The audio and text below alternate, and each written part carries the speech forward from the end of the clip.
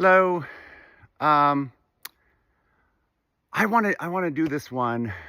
Um, I hesitated for a while because I'm like, well, this was such a seminal poem for Robert. He translated it, but it it was so essential to his development as a poet and translator and thinker and doer. And I think he probably wasn't even consciously thinking about it, but there are at least two poems from his collected poems that are quite similar to this in style, imagery, and meaning.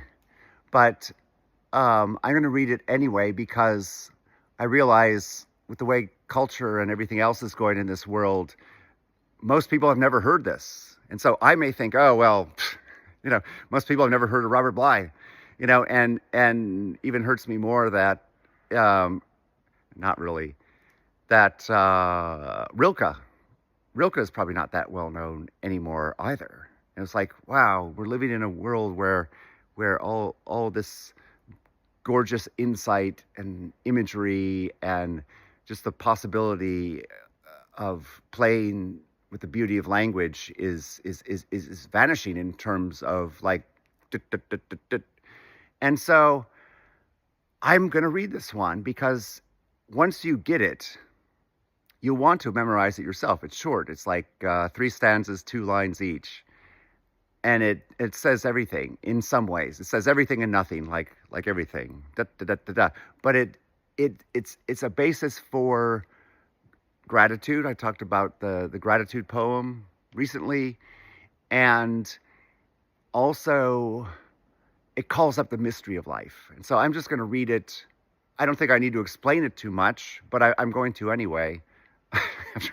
after I read it, and you can't read it without enthusiasm. Once you get into the stream of this, it's inspiring, and it's inspiring in so many ways. It's so gorgeous. Just the imagery, like take it, just feel it. Close your eyes, whatever. You can see it. And so this is actually the German poet Rainer Maria Rilke, early 20th century. A lot of somber, morose, overly intellectual high school and college students used to read Rilke when I was in those ages. Maybe I was one of them. No, but he sometimes his poetry is overblown. Sometimes it hits the right thing, but it's deeply felt.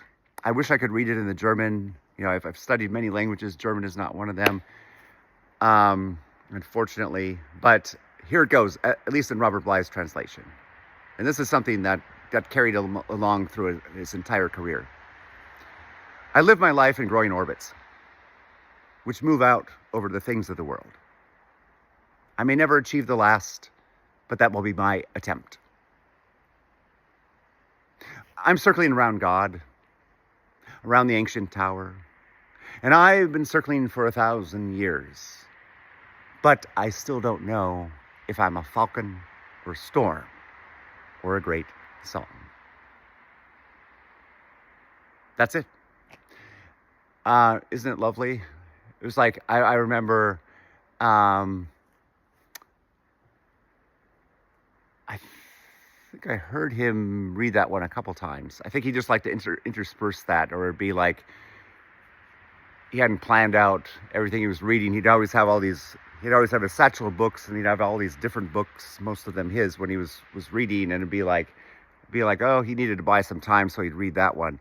No, but it was like, that's a poem that's deceptively simple. It's so universal. Obviously, I mean, that didn't need to say that. But it's just the energy and the movement within it. And it's just like, no matter who you are, where you're coming from, it speaks to you in some way. That's profound. And it just calls back the mystery. And then I like how in the closing of it, it gives you three. Three is, of course, the universal, magical, most important number. But, I don't know if I'm a falcon or a storm or a great song. And Robert once read this during an interview, and he said, "We all hope we're great songs." And then he laughed. And that's so true. It's just like I live my life in growing orbits that move about the things of this world. So it's just like it's thinking about consciousness. What is consciousness? Is it really from this fatty gray matter in my skull, or is consciousness something else, or is it both? And so am I a falcon or storm or a great song? Those are three very different things, very, obviously. So falcon is a very particular form, and we know, most people know a little bit about falcons. I actually know someone in Toscana who's a winemaker, but his family they're also falconers, and they teach falconry, and their restaurant is called Il Falconiere. And check them out if you're in Cortona. But it's that's what captured me in this poem too. It was a falcon, storm, great song. Three extremely different things, right? Maybe. But and then of course the great song reminded me of Leonard Cohen's song Tower of Song, and there it connects. There's definitely an energy that you can associate with this poem, in that we're continuing. We don't know where we're coming from. We don't know why we're here. We don't know what this realm is, but we're here to name things. We're here for the particular. We're here to understand and learn. This could be a school of life, let's say. I don't know.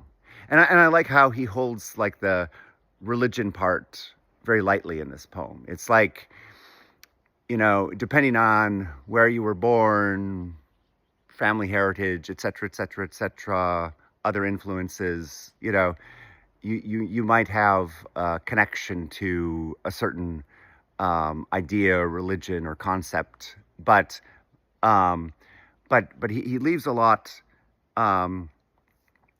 He leaves a lot open in this poem, obviously, except for those last lines, and where you have specific images, and then it ends, and it ends with so much energy and power. I could keep going on and on and on and on about this poem as I have before, but we're going to keep it to 8 minutes. Thank you.